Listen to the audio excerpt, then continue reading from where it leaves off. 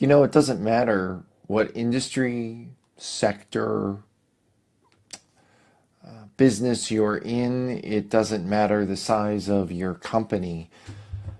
To survive these days, you really have to constantly be innovating and be thinking creatively. You're relying constantly on new ideas and new solutions. But to do this, most leaders typically turn to their best and their brightest. They're so-called superstars. But in today's organization, here's the problem. The best and the brightest actually may be the biggest barrier to innovating and thinking creatively so that companies can solve these seemingly unsolvable problems. Hi, everybody. I am David Holzmer. I am an organization creativity and behavior specialist. I teach organizations new ways of thinking about the challenges they face and how they can solve them. This then allows companies to unleash the deeper stores of intelligence and innovation and collaborative energy that typically gets squashed and smothered by traditional ways of managing people. So I want to welcome all of you onto a live cast tonight. It's a live cast, but it is late. It is after midnight here on the East Coast, and I had planned to broadcast this much earlier in the evening. But an interesting thing happened as I was sort of pulling together my notes for the cast tonight. I continue. Hey, Jordan, how you doing? As I was pulling my notes together for the live cast, I got hit by some waves of creativity and started to refine the ideas. And you know what? I'm glad I did because I'm ending up. I have some material to share with you tonight that is absolutely brand new. I'm hot off the presses. And tonight I am talking, as I mentioned, about how an organization's superstars can actually hurt the organization's ability to deal with problems creatively and innovatively. In order to understand this, what we need to do is we need to take a little bit of a step back and understand where organizations are at today and where they've come from. And in order to kind of get a fix on that, we need to understand the kind of mindset that was dominating organizations during the industrial era. And during that period, the thinking really was that for every problem that came down the road, there was always one best solution, and there was typically one best person or expert to understand that solution, one best way of problem solving and creating new ideas, new thoughts, and so forth. This sort of elevated the idea of the expert and the notion of expertise and organizations' dependency upon people who are considered experts or people who have highly refined knowledge. This pressure actually increased in the late 20th century, the 1990s and the early 2000s, during what was called the knowledge era. And this is, of course, when computers really started to make their entryway into business settings. And suddenly, it vastly increased the amount of information that was available and the speed at which that information could be processed. So this was considered you could call it the golden era of expertise thinking, and this was not that long ago. We're talking approximately 10 years ago or so, but over the last 10 years, many organizations have taken, and business in general has taken this really hard left turn as computers have become more pervasive, as information and knowledge is no longer this vast but fixed entity. It is this constantly evolving, constantly streaming, constantly morphing force in organizational life that cannot be pinned down, that cannot be kind of fixed and quantified. But unfortunately, even though the world and business in general has taken this sort of hard left turn over the last 10 years, what's happened with many organizations is they are still running down the same road of expertise and wondering why it's just not working like it used to. And it's not working because what organizations need now is they need a new mindset, a more organic, collaborative way to think about creativity and observation. And this is, it's no longer just a sort of a neat, cool kind of way to manage an organization. It's actually vital. And just to kind of back this up, I was looking at one of the studies I was looking at tonight was a recent study by MIT. And what they did was they cited some findings that 90% of executives claim that long-term organizational success depends upon creating and implementing new ideas. But then this same article from MIT pointed out that most innovation today still relies on heroic efforts of a select elite squad of experts, and how that is creating a lot of problems. You see, because in the new hyper-connected, always processing world we now live in, there are no longer fixed, established solutions that work most of the time. In today's world, unlike even just 10 years ago, problem solving, creativity, they're based on constantly evolving new systems of thought. And this, in order to do this, it requires constant open collaboration, not expertise. Now, hold on, though. I'm not talking about refined knowledge or people with really innovative ways of thinking aren't necessary. But what I'm talking about is how to manage the social dynamics and the creative processes so that open, constant collaboration can be baked into the organization from top to bottom. What it requires is management to face the fact or deal with the reality that they often are at a loss of how to treat people in a way that promotes this kind of thinking. So that they don't have to constantly be falling back on the idea of fixed formulas and reliable experts. But here's, and I have a little detail on this, people who consider themselves superstars or experts are typically unprepared as well to deal with this new environment. Here's the reality, okay? In many organizations, there's an elite squad of the best and brightest. And these people are considered sort of the go-to people for problem solving. I've seen it in organizations that I've worked in, and I'm guessing that many of you have seen it as well. These people have position, they have status, and typically their ideas hold much more sway and influence than the typical employee. But at the same time, these folks, and this comes from a report I read from Chris Argyris. Folks who are considered a superstar, they typically, well, hey folks, there's a lot of folks joining the call. I really appreciate you being on. Hello. These folks, these superstars, have a history of being self-directed and being successful at that. So, but what that means is that if they're self-directed and they have a history of success with that, they don't know how to fail and they don't know how to learn from their failures. So typically they're very bad at admitting error, admitting fault, and learning from their mistakes and collaborating, integrating knowledge from other people.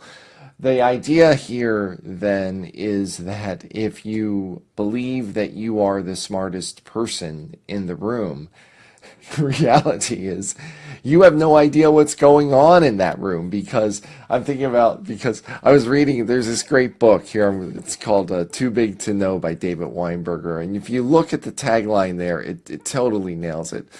That the facts, the experts, the smartest person in the room is now the room itself. There is no smartest person in the room anymore. That means that the idea of this lone hero who's going to save the day, it is absolutely a myth. And just to back that up, there is a report came out from a study that came out by two guys, Singh and Fleming. I won't give you all the details, but here's what they found. They analyzed over 500,000 patented innovations. And what they found is that individuals working alone are typically less successful at creating innovations than are teams working collaboratively. However, now this is the coolest thing. The teams that were the most innovative were the ones that were typically comprised of diverse range of individuals with a diverse set of backgrounds, with a diverse set of thinking styles. So it shows you that the lone hero, the lone superstar, is typically not as productive or not as successful as the myth would have it. Instead, a recent report from MIT that I was reading, it said that executives should create collaborative work settings where innovation can emerge not from expertise, but from, this is cool, what they call unpredictable pockets of creativity. So in order to create, what do you do to create these pockets, unpredictable pockets of creativity? There's a lot of things, but for the purpose of this live stream, I will share with you two that I found in my own research. The first is something called psychological safety. Some people may be familiar with that term. It may be a new term to some people.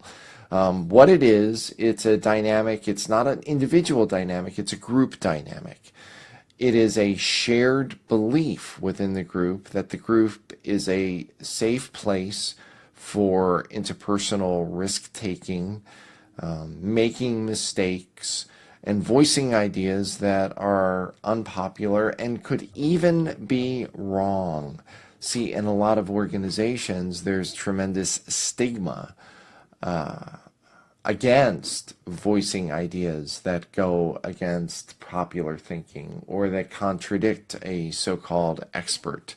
But in organizations that are innovative, and organizations like the ones that I studied that were typically very good at handling disruption and chaos, they had a great deal of psychological safety.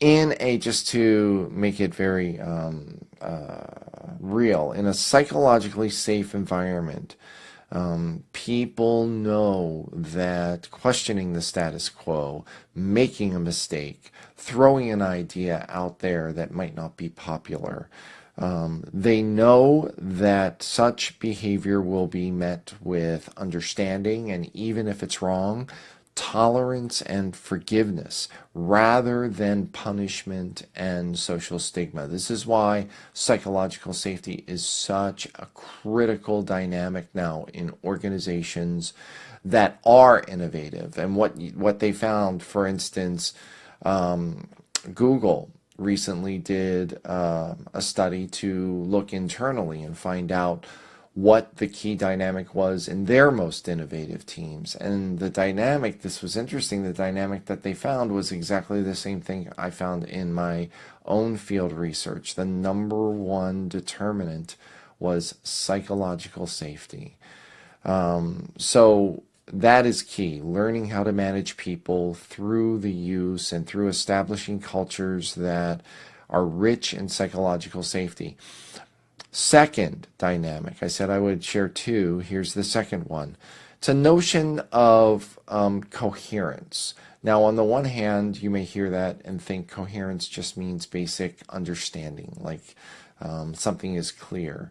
But when I talk about coherence, what I found in my own research, and I've since found other research to back this up, what we're talking about with coherence is a very specific definition of coherence that is drawn from physics and quantum wave thinking, and specifically this. What coherence means in physics, coherence means is what occurs when there are two disparate forces that come together, two different forces, two divergent forces come together, and those two forces form a third force that is first different than the other two. It's not a compromise, it's an entirely new force or entirely new phenomenon that emerges when these diverse forces come together. It is a new force that comes together and is greater and more powerful than either of the two separately. So there's a synergy, there's a sort of a what we call ideological synergy. So for my purposes and for the purposes of my study, we called it coherence, which means that when separate ideas came together, they came together in an environment of psychological safety, and as a result, new thinking emerged that was greater and more effective than any of the divergent ideas that came to form it. So again, to back up, if we're really talking about creating environments where expertise and so-called experts or superstars are the less dominant force, and collaborative sense-making or collaborative strategies are the more dominant force, what managers, leaders, executives have to do is they have to work to create cultures that are rich in psychological safety and rich in coherence. Now, psychological safety and coherence, in my work and in my writing, what I refer to them as is anchors. They are forces, they are strategies that managers and leaders can use to anchor cultures or organizations or groups or teams that are destabilized or confused or full of anxiety because they're dealing with uncertainty, if they're dealing with disruption.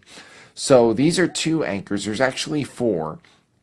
And I'm not going to go into all four right now, but I'm just going to say that they're a small part of a much bigger framework that I've developed, that I'm actually still developing, called the New Ocean Framework. And I call it that because businesses and organizations and groups in general are now swimming in a new ocean that is totally different than what we had even 10 years ago.